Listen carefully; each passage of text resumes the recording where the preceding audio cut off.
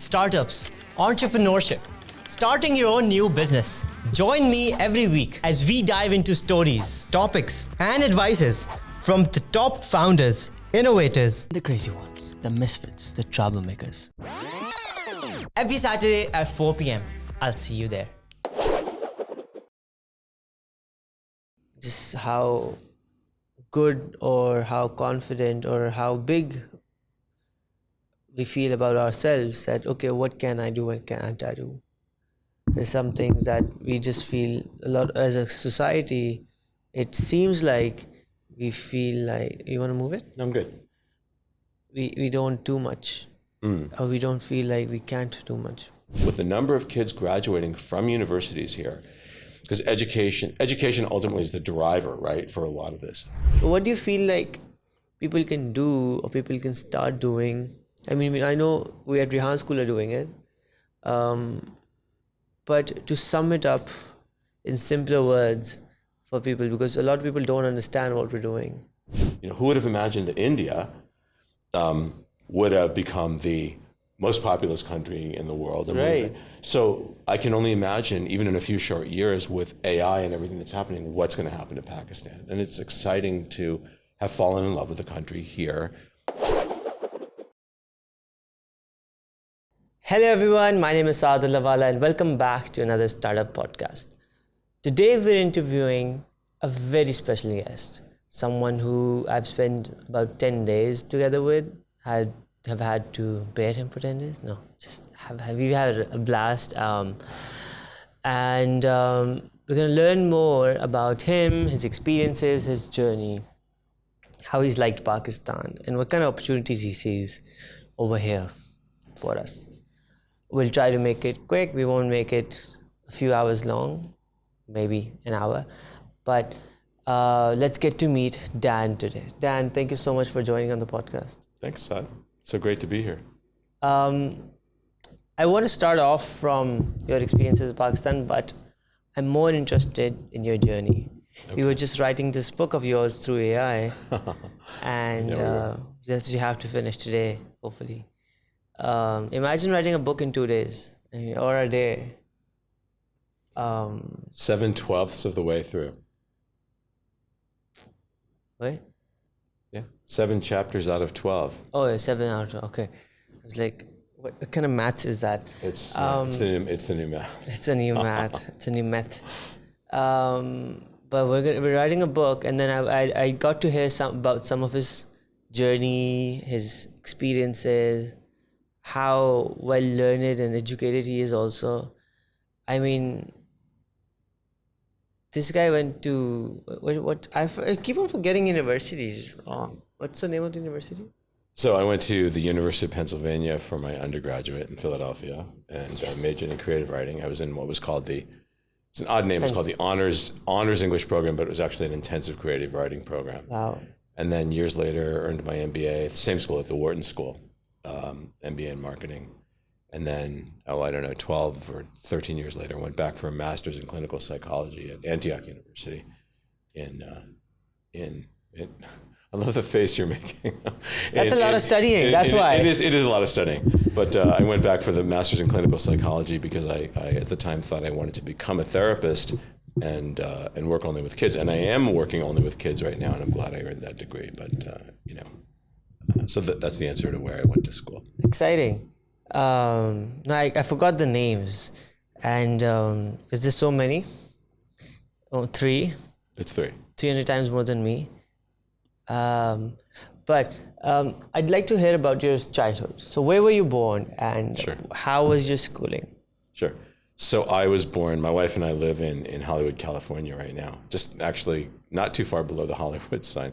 But I was born in Boston, in a suburb called Newton, Massachusetts. And I grew up there, and I went to all the way almost through high school, halfway through high school in Newton, Massachusetts. And then I transferred to private school, what in America is called private school, in 11th grade in Cambridge, Massachusetts. To a school called Buckingham, Bryan and Nichols.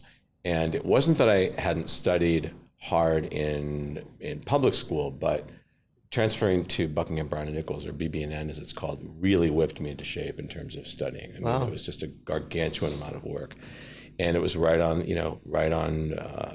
the Charles River, and I come from a family of people who went to Harvard University, and we're lucky, a very learned family, but I really wanted to get out of Boston by the time I went to college. And it wasn't that I didn't love Boston, I did, but I think part of going to college is kind of getting out of your hometown. And it was with great sort of shock that my parents said, well, why would you want to leave Boston? You have everything you need here. It's beautiful river and great healthcare. And I said, because I need to get out of town. So I was very lucky. I knew that I wanted to study. I thought at the time I wanted to become a teacher. And I knew that I wanted to study writing because I thought that was an important journey, part of my journey along the way. And I was very, very lucky. And it wasn't that I was necessarily interested in going to an Ivy League school. Penn is one of the Ivies.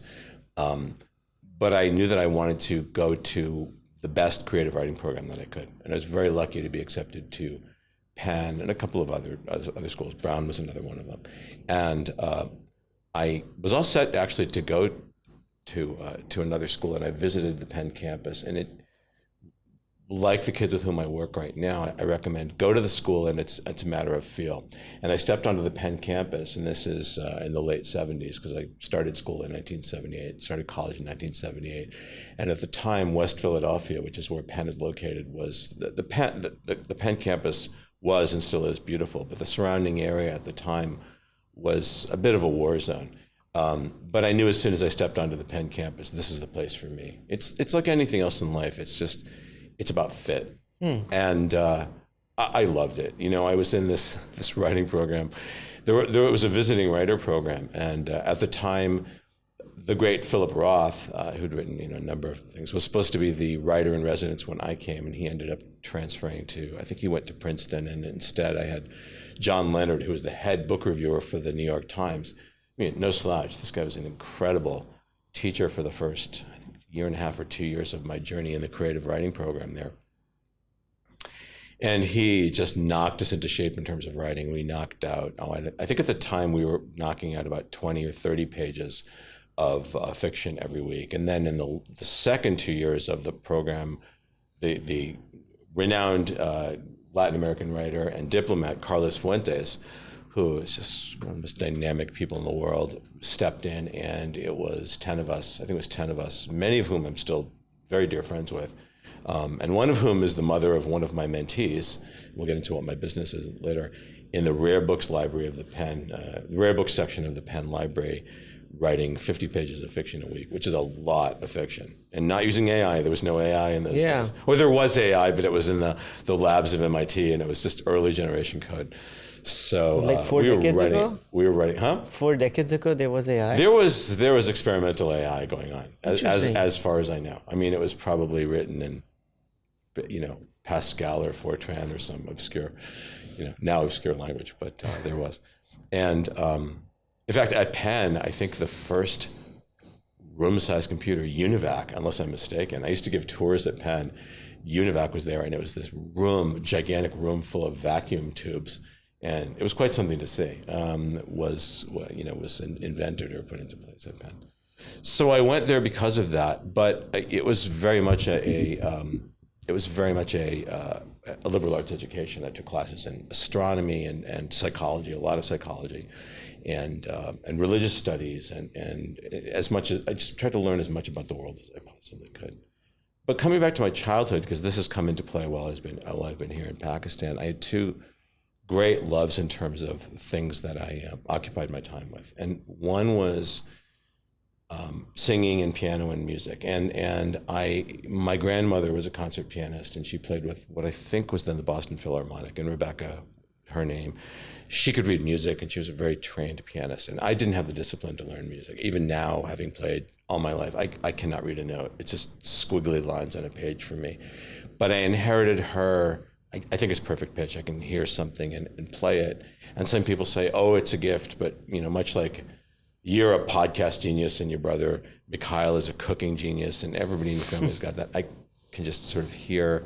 But it's a pop rock thing. So I started off with, Billy Joel and Elton John and Barry Manilow and all those things, and those are still just great. And years, later, I harvested that in terms of playing piano bars, some good ones, and a lot of the most horrible piano bars you can imagine around the world. And my second great love was magic, and my parents hired a party magician when I was 5 years old to do a show at our home, the first home that we lived at in Newton, Massachusetts. And I just went nuts. I can't remember what the trick was that he did. He did end up pulling a rabbit out of a hat, so just the classic rabbit out of a hat thing, but I was hooked. Wow. And what hooked me was just that sense of wonder. It wasn't, that's where your magic creates. That's what it started with. Yeah, I don't think it was the rabbit out of the hat. I think he did a rope trick.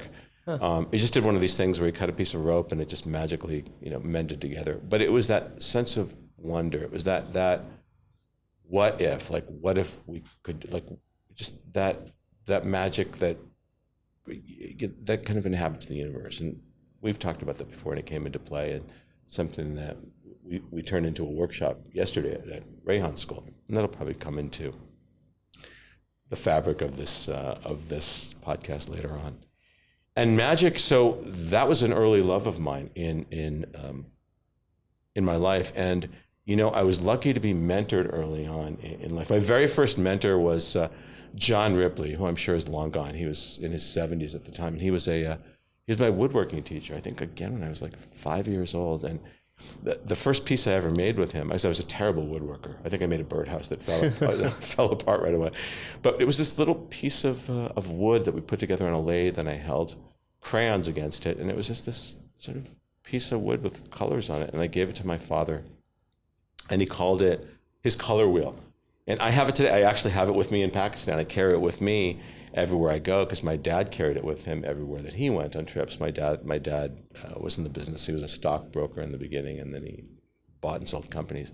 But everywhere Dad went when he was still alive, he passed a couple of years ago, he would take it to Baltimore and Philadelphia and New York and what have you. And he'd say, Daniel, that's what he called me, I'm taking my color wheel with me, and he'd show it. And it's one of the few things that when I went back to care for him, I was part of his caregiving team, which was a great honor in his last 4 years. He fought a 20-year battle with Parkinson's. And when he passed, it was a beautiful thing. It was beautiful being with him. I took that as the kind of one memory with him. So John Ripley was my first mentor. And my second mentor was the late, great Max Maven, who was probably one of the greatest magicians ever alive. And he and I were friends for, over 50 years. And in fact, the effect that I taught the kids at Rayhan School yesterday was one of Max's greatest tricks ever, one of the greatest tricks ever. And I first met him on a boat ride around Boston Harbor, and Max had this very deep voice. I think he was born as a baby speaking like this. But when his original name was not Max Maven, it was something else. But he mentored me early in life, and shortly before he passed a few years ago of a brain tumor, I told him, Max, I would not be the mentor today had I not met you in 1972. Wow. Yeah, and I mean, in the world of magic, it would have been like, if this were rock music, it would have been like having Paul McCartney or Rod Stewart or Elton John come over to your house every week for 3 years to teach you, guitar or piano. And that's what it was like. And I tell people Max Maven was my mentor for a few years, and their eyes pop out of their head.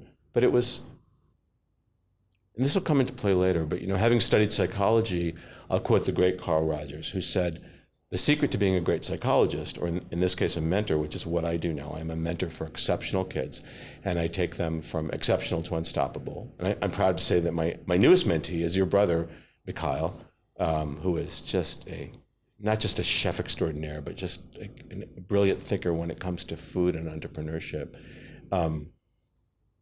His secret to becoming a great psychologist, and in my case a mentor, is holding your patient, or in my case my mentees, in unconditional positive regard, creating this safe space in which they can operate. And you hold them safe. And this is a position that parents can't hold them in. You can't be a parent and be the banker and best friend and cook and chauffeur and everything and do that. Parents want to. I had a parent a couple of months ago say, Dan, I want you to teach me to be a mentor for my child.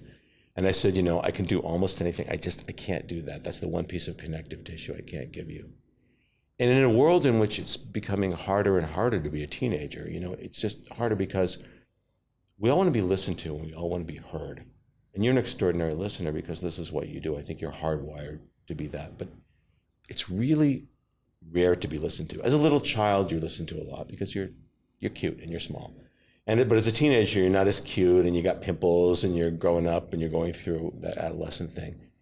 And it's very rare to be heard, particularly by an older person who's not an authority figure. He's not the principal at your school, and he's not a parent, and he's not a disciplinarian. And heard and reflected back to. And I had that rare experience of having that early with Mr. Ripley and Max Maven and a couple of other people. And I'm privileged to be able to give that back. So that's kind of a summary of how I grew up. And I'm so lucky to be able to give that back. And I will say this, and we'll probably bring it up later. I don't think mentorship is necessarily about being older and mentoring younger people, although I do that right now. Because I don't believe that wisdom does come with age, but it comes as a function of having more experience. I work with young people, and very often I am older, I'm not wiser. Very often, there's got to be a feedback loop. I merely have more experience and I've made more mistakes. I have more learning opportunities based on that. But I turned to one of the kids at Rayhan School yesterday, and I think this kid was 9 or 10. And I said to her, I'm not older. I am older, but I'm not wiser. And her eyes they became bigger than her face. They were like manga eyes. And she said, really? I said, yeah, really. I learned from you. You just made this incredible observation. And because I learned from you, I'm going to be a better mentor for you. And I hope you will take this and pay it forward and be a better mentor for somebody else. And it costs so little to have that interaction with the kid. And I studied martial arts for a long time. I lived in Japan for a long time. And that's the dojo model right there, side to side. So, it's a beautiful thing. Awesome. So Dan, you learned creative writing. So you know how to write, how communication happens, how storytelling happens. And you study psychology. So you know how the mind works. You know how generations work. And you're working with kids.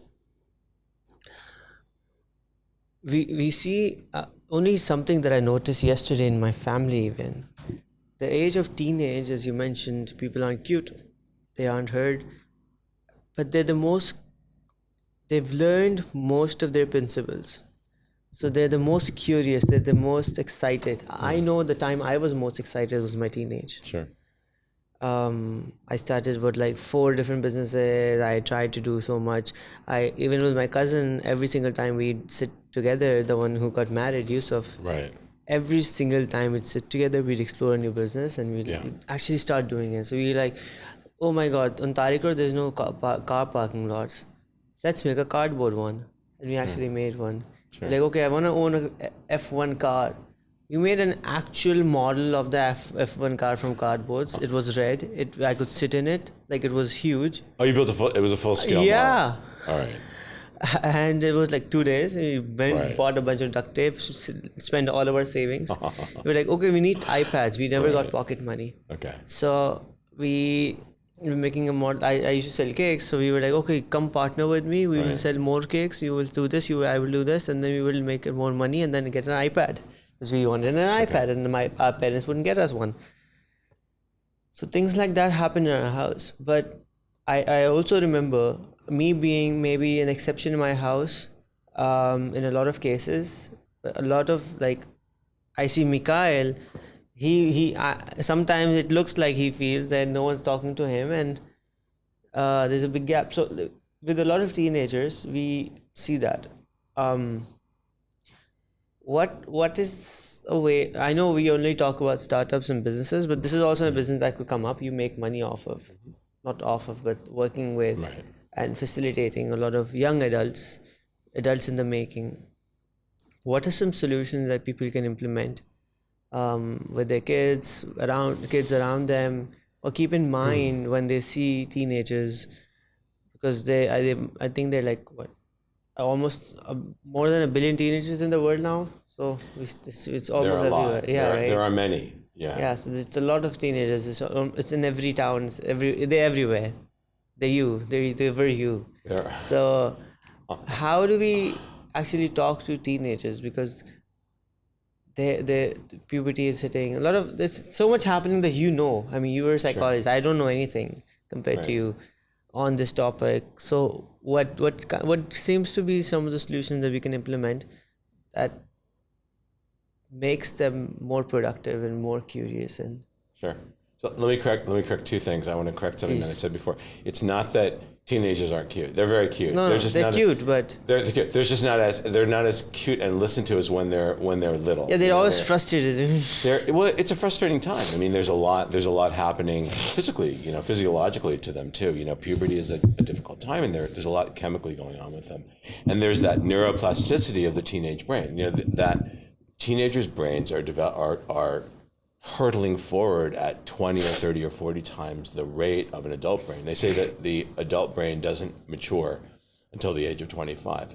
So there's almost this, I've said this before, like this Doppler shift happening where it's happening so quickly. And so kind of like growing pains, when kids are like, their bones are growing and they have these pains in their joints along the way, sometimes there needs to be, this is why sleep hygiene is so important for teenagers. They really need to be getting 8 hours a night, because so much of growth happens in the subconscious as they're sleeping. I also want to correct this. I'm not a psychologist. I almost did go through with my PsyD or my PhD. I decided not to, just because after I earned in California, you have to earn 3,000. It was at the time 3,000 hours. I lost track and earned 3,500 hours. And then my supervisor, because in California you earn your master's, and then you work as an intern in some kind of a clinic. And I worked in one of the great community health care clinics in California. Airport, I'll give a shout out. Airport Marina Counseling Service. Very grateful to them. I love Airport. It was a fantastic place to work. And my supervisor, Karen, came to me and she said, Dan, are you going to sit for the exam? And I said, you know what, I'm not. I can help more people and make more money and give more money away as a mentor. And this is when the business started. But to your question, I'll give you the model that I use in Elite Student Coach, which is the name of my Can I just add one thing before, though? Sure, please. The main reason I'm asking is, of course, the society, but we at Rehan School are also working with teenagers. Yes. And it's very important for us to know, and for the people to know, how we might be doing something different. Yeah. That enables these teenagers to earn more money than adults, to be more productive than adults. Sure. That's such a fast age. Yeah. So we you and I have talked about this. I've talked with Rehan about it too. So here's the model that I use, although it's a model in progress, and I just call it the workshop model for lack of a better one. And here it is. The kids with whom I work, and it's with the understanding that it's a one-to-one program right now. I just choose to operate it that way. All of the kids with whom I work, I have them run a workshop. It's a market, mentor, monetize model. So they take something that they love, whether it's poetry or creative writing or journalism or landscape painting. I actually have two kids right now running a financial literacy. They're 14 or 15. They're 14 years old, and they're running financial literacy for sixth graders. So for 10, 11-year-olds, yeah, it's cool. And that program is, they're teaching kids to open bank accounts. They're teaching them the laws of compound interest, and they're teaching them micro-investing. So on things like Robinhood, which is pretty cool when you think about it. Like kids starting to learn the laws of investment when they're that young, because think of the runway that they have. And the way that it works is I give my kids a Canva template that I've, kind of crash tested. It's got a headline and a subhead and all the basic block and tackle things that you would need for a brochure. And usually their parents will put that on their Instagram accounts or something like that, because kids don't have much in the way of social media networks. They'll put that on there, or they'll go old school and they'll put up the brochure at their school, or really old school, and they'll put it under windshield wipers at Trader Joe's or Whole Foods or something like that. And very often the guards will chase them away, but they end up getting 3-4 students. So that's how they market it. Then in the workshops, they mentor other kids in that. They're very clear about what they're mentoring. And then they monetize it by charging, in the US, anywhere between like $49 and $99 per kid per day. Now that sounds like a lot of money here in Pakistan, but when you think about the fact that in the United States it costs about $20 to $25 per hour for a babysitter, and that what I'm encouraging them to do is not just teach something, but create a transformation. So there's and we've talked about this before. There's transportation and the transformation. They are the transportation. They are the mode and teachers and coaches that are getting the kids where. But the transformation is that they enter. It's either a half-day workshop or a full day or 2 days or 3 days. By the time they leave, it's not that they've learned something. Nobody really wants to learn something. They want to come away with something. So they walk away with. I always insist that they have a certificate. So I'll give a shout out to one of my kids. He's got the Roan Wrights Academy. His name is Roan. In another case, I've got the Asha Art Academy, and she has she's a landscape painting thing. And she's changed that along the way. She's got pottery, and so they walk away with an actual certificate from the academy. Costs 20 cents to print it and $1 to put it in a frame. They walk away with a branded bag with a QR code on it. And they walk away with paintings they've created or poems they've written or proof of an increase in investment, even if it's a couple of bucks they've made. So they actually walk away with a transformation. And they've made, think about the geometry of this thing. They usually will have in their maiden voyage thing 3 kids in their cohorts. They'll have like 2 or 3, let's say it's 3 kids in the cohort. That's the smallest they've had. So 3 kids at $49, let's round it up to $50. And their COGS, their cost of goods sold, is a bottle of water and an apple, some which their parents buy. So 3 kids at $150, and they'll run 2 cohorts. I'll have them run one because they're half-day seminars. I'll have them run one from like 9 a.m. to noon, and then they'll take an hour break, and then from 1 to 4. So here's a kid who's never made money before, or maybe they've worked in an ice cream store or something like that. And that's good. Holding a job is a great thing. That's a $300 a day. And that's a lot of money for a kid who's never done it before. But here's the secret sauce. They then go back to the mothers or fathers and say, thank you very much, Mrs. Khan or, Mr. Allahwala for allowing me the privilege of working with your kid. It was so great doing that. As an unannounced bonus, I would like to give you the template that I used to market it. I would like to give you my mentoring manifesto, and I'd like to give you the actual curriculum that I used, because there's no reason that your child who loves making kites or building F1 cars out of cardboard, or there's no reason they shouldn't be able to run a workshop the very same way that I did and make $300 the next time. Parents go nuts. And so my kids never have to market again. They have a wait list. One of my kids has a wait list 30 months long because of this. And so again, it's the market, mentor, monetize model. And I bring this up because what you have, what Rayhan has, but you by extension as a family have, is this incredible, and I was speaking with your dad about this last night in our wee hours of the morning interview, this incredible laboratory for kids.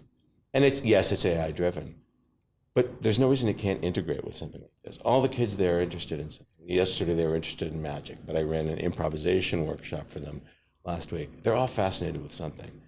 I was privileged enough to have lunch at the home of one of the kids yesterday, and she, along with her mother, had prepared some dishes. She's an incredible cook. The food in this country is off the charts. And so this is a monetizable thing. Could they charge $49 in this country? Probably not, but they could charge a couple of dollars. You want to charge something because when people don't pay, they don't pay attention. So you want to charge something, even if it's like 25 cents. Now, free is something that you can charge. I think when you run a workshop the first time, the best way to crash test that is to do it for your friends. Don't do it for your parents, because parents are either going to approve 100% or they're not going to approve 100%. Either way, you want your parents kind of out of the picture. But do it for your friends and have them be ruthlessly honest with you. And then you take it on the road for a couple of people. Is it going to be perfect? No, there's no such thing as perfect. But mastery is a lifelong process. And when kids learn to market something and teach it and mentor other kids in it, that is a recipe for success. It's lifelong, because when you mentor other people, it is monetizable in whatever field you go into, whether you go into the field of AI, whether you become a professional interviewer, whether you go into finance, medicine, or some combination thereof, because so many of these fields are cross-pollinating right now. So whatever field you go into, the ability to mentor and market to people and lean into that mentoring thing. It's monetizable in any field. It's not in the West anyway, in the United States. These skills are not taught in high schools or in colleges. Even if you go to, my beloved alma mater, Wharton, has an undergraduate division, as does Babson in Boston or the Stern School at NYU. These skills are not taught until you get into your sophomore year. But most importantly, these skills are also, at the present time, AI proof. Now, AI is hurtling forward at this incredible rate, but I feel that any meaningful endeavor, like what we're doing right now, is ultimately includes the ability to exchange human emotion, like the ability to lean into and listen and hear somebody else.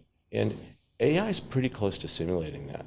But my feeling, and I'm not sure that your dad and I agree on this point, and we agree to disagree, I think that as AI and the related technologies become even stronger and more powerful, that human contact is going to become even more valuable. People crave connection. And that ability to connect on a human level internationally with other people. I don't think they're separate. I think that those go together with AI. And I think the fact that nobody really knows where it's going is super exciting. So, before I ask you some opinions and point of views and discuss things with you, Sure. Let's hear about your career. So, of course, you went to these amazing schools, and you've told me that you do work with kids now. What has your work journey been? What's your LinkedIn experience section like? That's a great question. So it's not traditional. I graduated from Penn, and I thought I wanted to be a teacher, and I'd had a couple of offers to teach, and I wasn't really sure that was what I wanted to do. So I had heard, my dad had his military experience in Japan at the end of the Korean War, and Wow. Yeah, and so I grew up hearing these stories about Japan and was fascinated with Japan, and I heard during my senior year at Penn that there were these jobs teaching English in Japan, and I thought, oh, that's cool. I'll look into that. And I discovered early on that if you get a job teaching English in Japan and you get that job while you're in the United States, it's not the best way to go about doing that. So I had a couple of offers and found out early on it's just not a cool way to go about doing it. So I kind of abandoned that idea and spent some time in Boston doing photography because I'd minored in fine arts. But I was a really good technician in photography. I just didn't have a great eye. So my passion outweighed my talent, which is not a great recipe for success. Like I was a good photographer, but not a great photographer. And while I was kind of ambling around Boston and doing some early generation marketing work, because I had a career, kind of a parallel career as a marketing consultant, I got this job offer from National in Japan, which is called Panasonic in other countries. It was a joint venture between Panasonic and the Japanese Department of Education. We have National here. You have National here? Yeah. Okay, so in Asia it's called National. Great. In other parts of the world it's called Panasonic, but it's the same company. And it's a subsidiary of Matsushita Denki, Matsushita Electric. And they were looking for two Americans to come to, and this is in the fall of 1983, a long time ago, two Americans to come to Japan and help revamp the English language curriculum for Japanese high schools.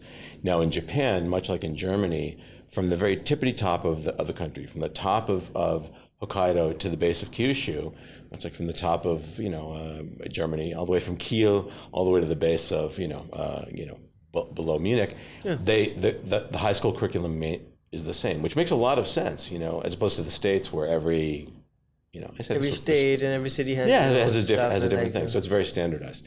And they wanted two Americans to come to Osaka and work on language labs, the language lab based curriculum. And in those days they had laser discs. You've probably seen laser discs on Wikipedia. They're like giant CDs or giant DVDs. They're these big platters that went in. Yeah, I see the blank look on your face. So right.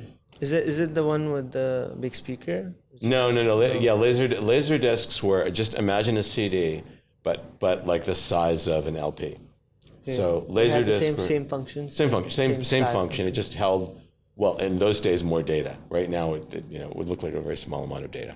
More data? More, yeah, exactly. So you look at that, and so they were looking for somebody who had some voiceover experience, which I didn't have technically voiceover experience, but I had a lot of singing experience that I had in college because I did a cappella singing in college. Anyway, it was a good fit. And they hired me and paired, oddly enough, a woman I'd known as a kid who came out of Dartmouth. So whether they were looking for two Ivy Leaguers or not, I don't know. But off I went to Japan. And I had been offered, oddly enough, at the time, this great job at Hill and Knowlton, the wonderful public relations company in New York. And my folks were like, what are you thinking? I mean, you've been offered this great job in New York City at Hill and Knowlton. Then I went to Hill and Knowlton, I went to H&K, and I said, look, I've been offered this job in Japan. What do you think? And the guy at Hill and Knowlton said, go to Japan. We're going to hold this job for you. And the job, oddly enough, I was the only undergraduate who had been offered this job. And everybody else had come out of an MBA program. And the guy said, go. It's a 3-month job. You'll come back and you'll speak some Japanese and we'll hold the job for you. And I got to Japan. And Elise just didn't like Japan. It wasn't a good fit for her, but I loved it. I mean, had I started in Tokyo as opposed to Osaka, I would have never learned Japanese. But Osaka at the time had very few foreigners. Gaijin is the word for foreigner in Japan. I was one of very few, and I had to learn Japanese. It was that, or just point at plastic food in windows and go and after a few weeks of low dignity experiences of pointing at things in windows, and I just decided I would learn Japanese. What also happened was that 2 weeks after I arrived, a friend invited me to walk across the street from the job and meet a friend of his who was working as a server at a club called the Epic Club. I still remember. And I went over and I met her, and they had this white Yamaha grand piano, conservatory grand, so 7-foot 9-inch piano. And I hadn't played piano in, I don't know, at that point, several weeks or over a month. And I said, do you mind if I play? I just am itching to get my hands on a piano. And I was playing. And the woman who was running the club said, what else do you play? And I said, whatever. I was playing an Elvis Costello piece. And she said, can you play this and that and some Billy Joel? And I said, well, sure. And she said, and do you sing? And I said, well, yeah, I do. And she said, you're hired. I said, well, for what? And she said, well, we're looking for somebody who plays American songs and can sing, and, it looks like you can wear a suit, and you're friendly, and, your Japanese is absolutely horrible, but you don't have to say. It was terrible at the time. But it was a very high-end club, and one of the members of the club was a rising executive at Epson, the printing company. Wow. Yeah, he was great. He then became the president of a division, and we got to be friends, and he just loved Elvis Costello. He loved certain songs by Billy Joel and Elton John. We just became friends. And I don't know so I passed the 3-month mark, and I decided I was not going to go back, and I called Hill and Knowlton. They said, it's great. Whenever you decide to come back, there's a job for you. But I fell in love with Osaka, and it was just great. And I was really speaking a lot of Japanese because there was nobody else to really speak English with. When is this like? So this is now a year. This is about 9 months after I arrived. So I'd been playing at the Epic Club. It was a 6-night-a-week job. How old were you? I was 23. Wow. Going on 24. So about your age, maybe a year older than you are right now. It was a great time to be there. The early 80s was it's still a great time to be in Japan, but this is the early 80s in Japan. And again, if I'd been in Tokyo, I would have just been speaking English because there were a million foreigners there. And I was working in Osaka and living in Kobe, which is not terribly far from Osaka. There's this triangle: Osaka, Kobe, Kyoto, and Nara. But I was living in Kobe and had run into a friend from college who was living there. So I had this cadre of friends. And the guy from Epson said, we have lost our chief copywriter. And I'd had a trial run at doing some copy for Dentsu, the Japanese copy, giant ad agency, because a friend of mine worked there, and I'd knocked out a good piece of copy for them. And they said, we're not looking for a full-time copywriter, but we'll contact you when we need more freelance stuff. So the guy from Epson said, we need a copywriter. Can you write copy? And I said, well, I've written one piece, but let's give it a shot. And it turned out I was good at it because I'd done a lot of writing before. I didn't know anything about copywriting, but I'm of the belief that, knowing nothing, armed with knowing zero, give it a shot. And if you're terrible at it, then don't do it. And if you're okay at it, just lean into it. Lean into the things that that scare you the most and give it a shot. And it was a great fit. It was just a great fit. And so the job with that joint venture between Panasonic and the Ministry of Education kind of came to an end.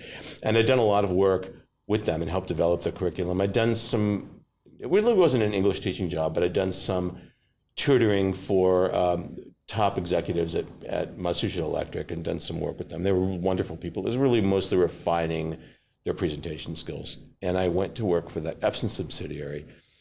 And this was now 1985. So I'd been in Japan for 2 years. And I got tapped to move to Tokyo for the Marubeni Corporation, which is a Sogo Shosha, which is a trading company, as their first American ever in their electronics division. Now, this is a 300-year-old company. And I was the first American ever to work at this company. And Tokyo was a little bit scary to move to because I'd really never spent any time there.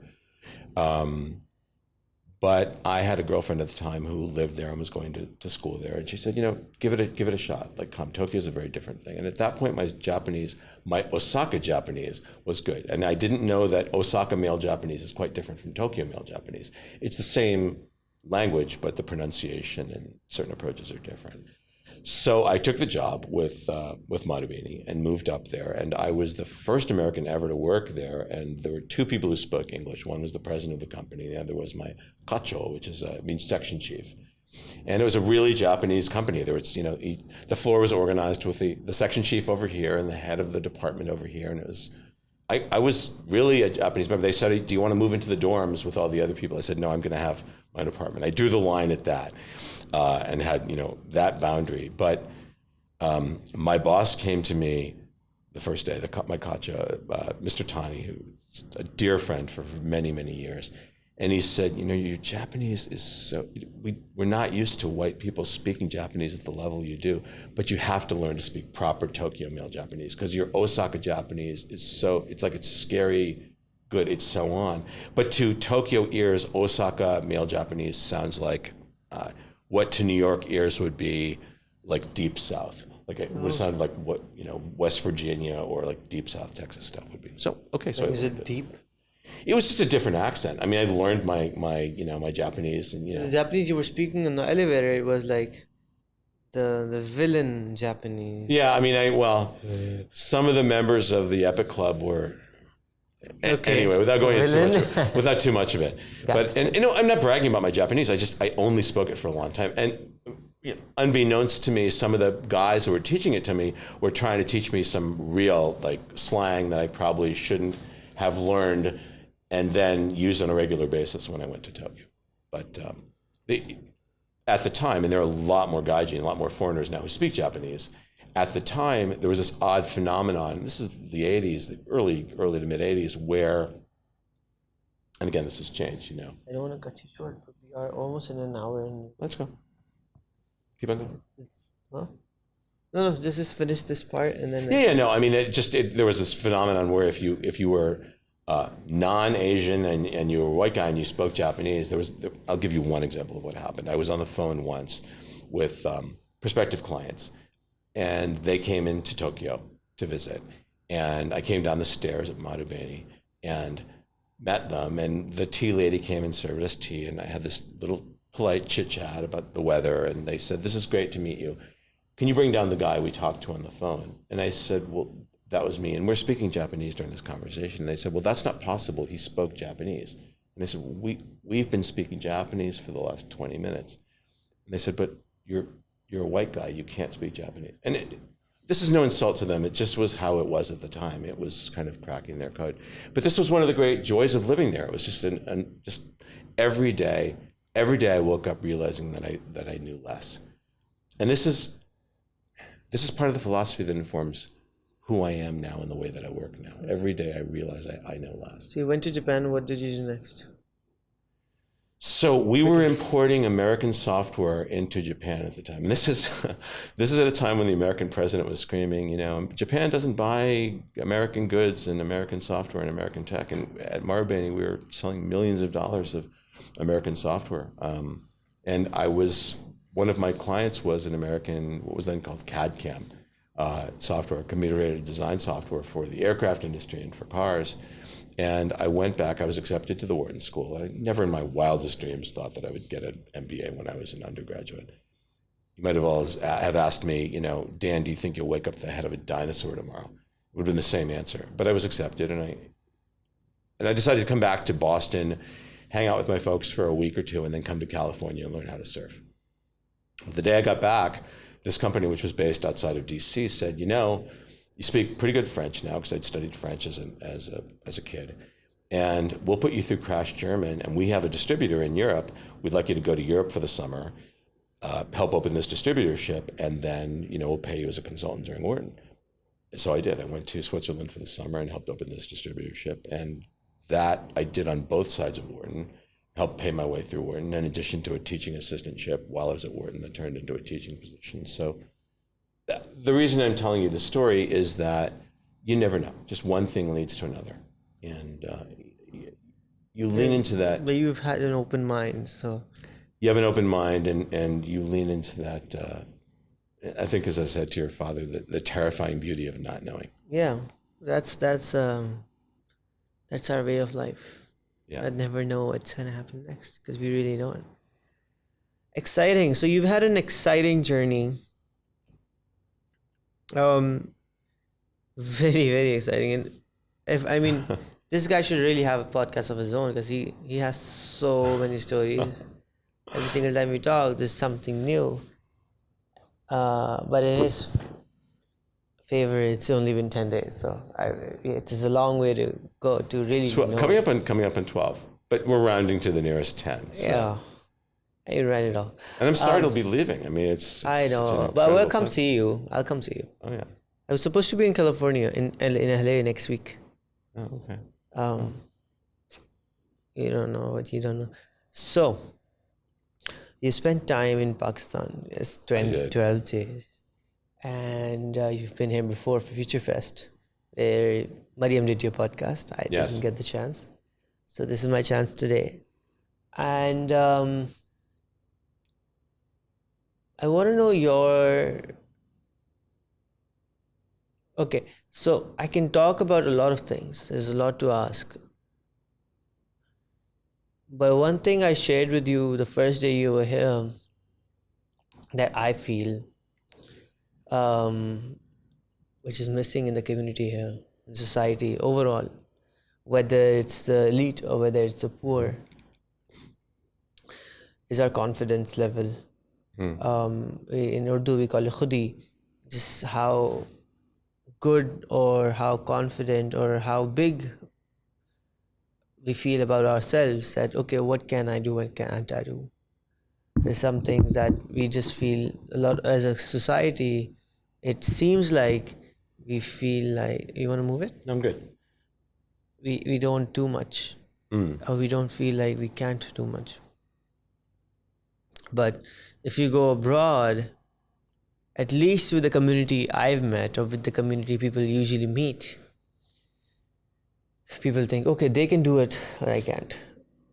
Especially with skin colors, right? So a lot of cultures, a lot of types of people. I mean, I personally feel like everyone's the same. And I'd been hearing it all my life that I can do anything I want, But this year I went to Davos for the World Economic Forum event. Right. And after that event, I don't know why, I really believed, personally also, even before that, I don't think I fully believed that I can do anything I want. And there's nothing that can stop me. It's just a game that everyone's playing. Sure. It's a game of life. Everyone's the same. They're doing something that I'm not. It's not that they're different. It's just doing something that I'm not. If I do it, if I just replicate what they did, I can also do an IPO. I can also become a billionaire. I can also, whatever people think of. So now it's not a limitation for me, at least as a mindset.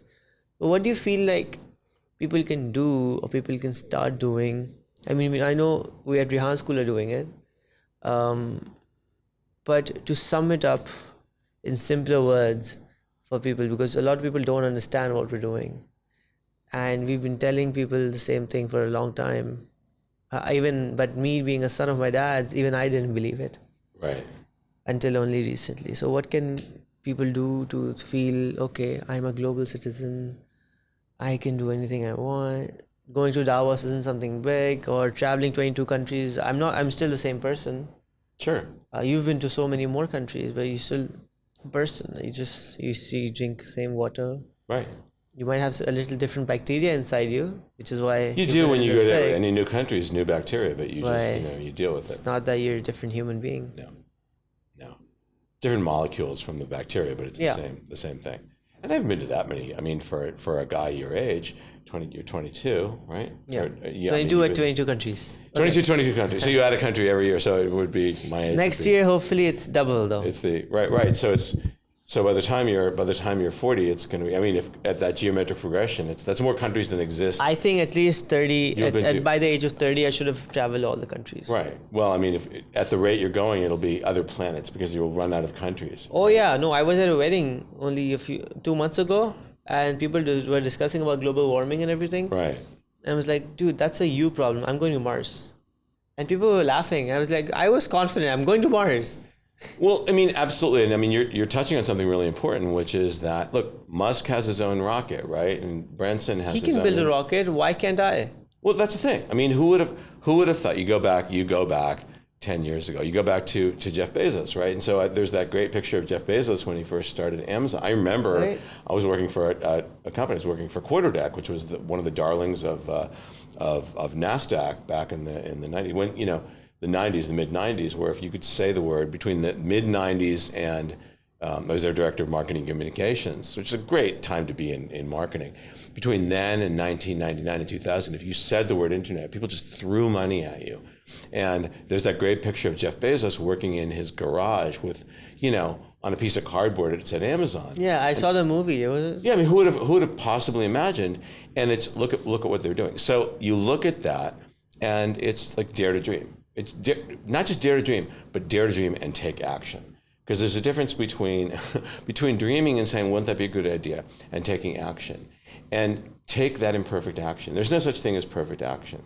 And to your comment about confidence, because it's a great comment. I loved it so much. Confidence needs to be sourced from within, right? We all look for, it's nice when people give us compliments. You look lovely today, or what you did was great. But ultimately, we need to be able to source confidence like this well. Like we have to find a well or drill into a well from within and find that source of confidence. And I think that there's an iterative process where it comes from the outside as well. We need that validation from without to say, look, I see what you did. That's pretty cool that you did that. You might try it in a different way. But when we find it within ourselves, even without that outside validation, that we have those micro wins. Like one of my mentors, Ryan Levesque, who's become a friend, says you iterate your way to awesome. And he has another thing, and I love the way he phrases this, you emulate before you innovate. Like try what other people have done. You look at what other people have done, you're like, I'm going to try it that way, and then I'm going to try my own variation on that. So to bring it home, which is what I think you're asking, please correct me if you're wrong. This is my second time in Pakistan. I came for Future Fest in January. Was that not the question you were asking? No, it was. Okay. Just checking in with you. I'm a checker-inner. So I was at Future Fest in Lahore in January, and I've been here again. The privilege of being here now for going on 12 days. It'll be 12 days by the time I board the plane tomorrow in Karachi, which is completely different from that. And your dad asked me last night, what was your vision of Pakistan before you came? I didn't really have a very specific vision other than I can't wait to get on there. I dove into Wikipedia, which is often a festival of misinformation, but that's as useful as information. And I have a lot of Pakistani friends in the UK and the US and so forth. I just wanted to lean into whatever it was. And one of the things that I see here is just this insane, incredible promise. And I predicate that on the average age in your country of 23, what I understand to be 23, the growth rate, which is, according to your dad, 16,000 babiys born a day. Just 22. 22 I babies? did my numbers yesterday. It was 22 on average. 22,000. I was going to say 22 babies born a day. No, 22,000 in a day. 22,000 babies. Okay, that is a gargantuan number of babies. When you calculate that growth rate going forward, the compound, that compound number going forward, whatever that is, in a country in which the average age is 23. 15 babies a minute. It's just 15 babies a minute. That's a brisk rate. And with a country that has a gigantic footprint and incredibly varied terrain, everything from, isn't K2 in this country? K2 is here, which I think a lot of people don't realize. 4 of the 10 largest peaks on the planet. Right. And it was funny because last night I was speaking to a very educated person, and he's like, I hope you have a great trip back from the Middle East. This is not the Middle East.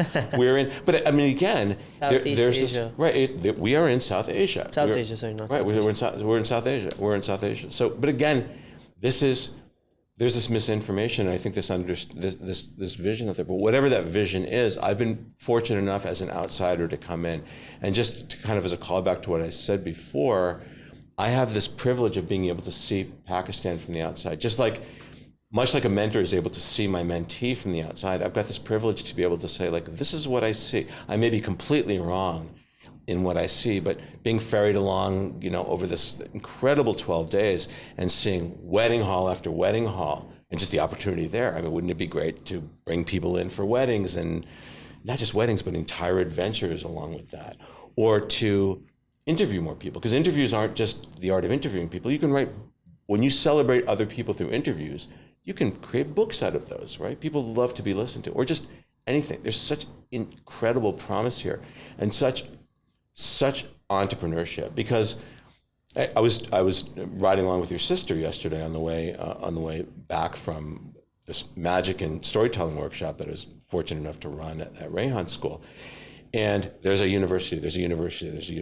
And I said to your sister, number of universities here. And she said, well, those are the smaller ones. It doesn't matter. There's a ton of universities here, in addition to the really prestigious ones that are knocking at people. With the number of kids graduating from universities here, because education ultimately is the driver, right, for a lot of this. That in combination with the growth rate, the number of babies happening, industry here, and there's a lot of industry here, can't possibly absorb that number of people. And so there is this huge rocket engine of entrepreneurship that I see happening here.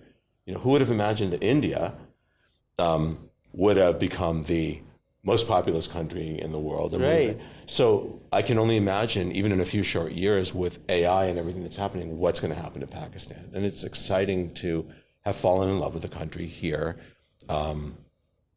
privileged enough to have been so graciously hosted by you and your family, and be along for that journey, even as an outsider, especially as an outsider. So to come back to your question, confidence.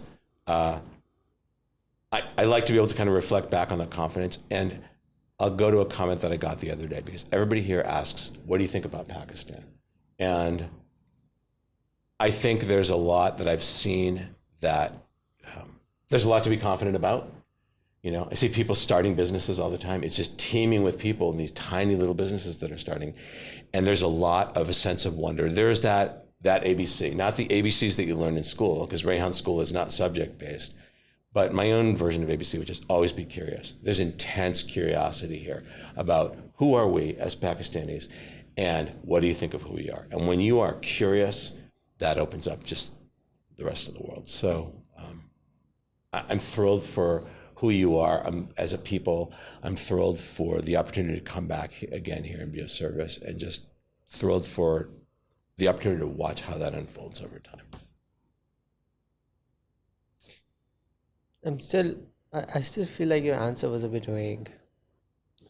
Well, vague is my middle name. Dan Vague Ulin.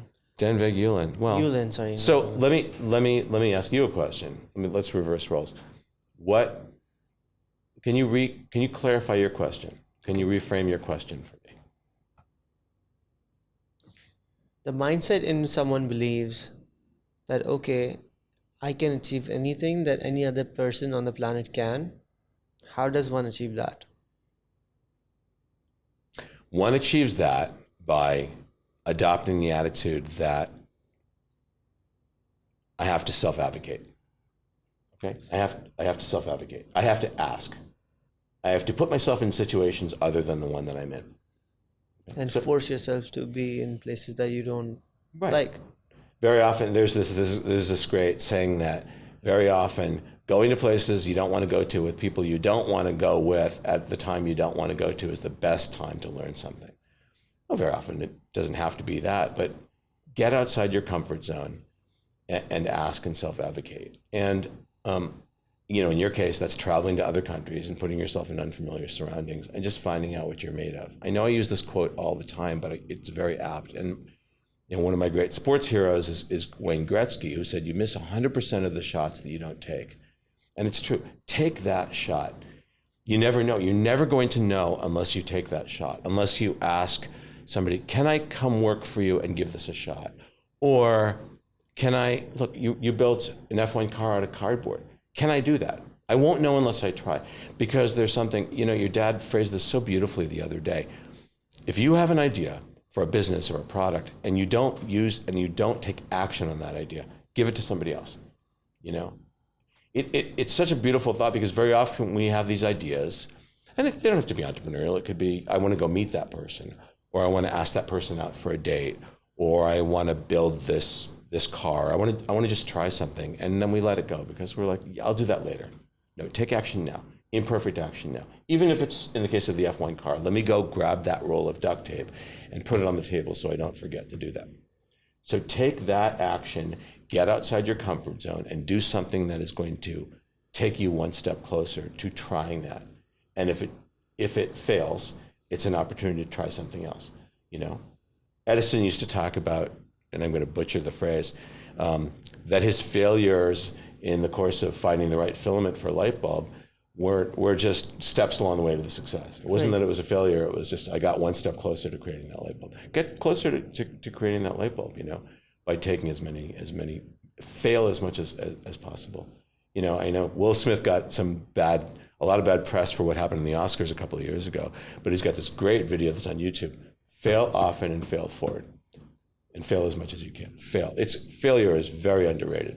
And the younger you are, the more you should fail, because you got to fail as much as you can in order to succeed. Michelangelo did not carve the David the first time he picked up a chisel.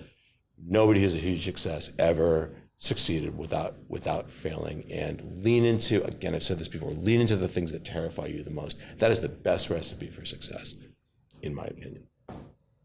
How was that? Was that more specific? That was very good. We have sort of run out of time, but I think most of the things that I did want to ask you, if you think that I haven't missed out on anything. I can't think of anything we've missed. And if we've run out of time, dear audience, perhaps... No, we can get more time, but I mean, I'd prefer doing a part 2. Let's do it. I'm going to lean into the camera. I hope you'd be kind enough to allow me to come back. I'll wear a different shirt. And I'll wear a new shirt. Yeah, well, this is my new shirt. It's a really nice shirt. We're on opposite sides of the color wheel almost. Love it. Yeah. So thanks so much for having me on. I'm glad that we didn't do this in Lahore, because so much has happened between. Oh yeah, and Lahore, it would have been like 10 minutes, and I would be like, "How was your experience at Fisher Fest? What's your favorite animal? If you could do the Miss America question. What's your favorite food in Lahore? If you could be an astronaut, where would you go? Where would you? Mars. Okay. With you. Just Mars, not Jupiter. Jupiter's a super hostile environment, It's super huge, and you can go anywhere. Well, you touched on something really cool, which is like asteroid farming, because if you're like asteroid farming, that's happening, man. All this stuff is happening. All this stuff is happening in real time. Why can't we do this, right? Yeah. Always be curious. Why not? Why not? Why not try? Why not try to open that business? Why not try? Why not ask that person out? Why not ask that person out? And then just do it, because a lot of people think about it and they don't share it. If you're not going to do it, just share it. Someone else might. Look, Phil Knight started Nike, right? Just do it. And when he first started Nike, he ironed or glued on the soles. Early generation Nikes, I had them. The soles used to just peel off. Do you still have them? Start somewhere.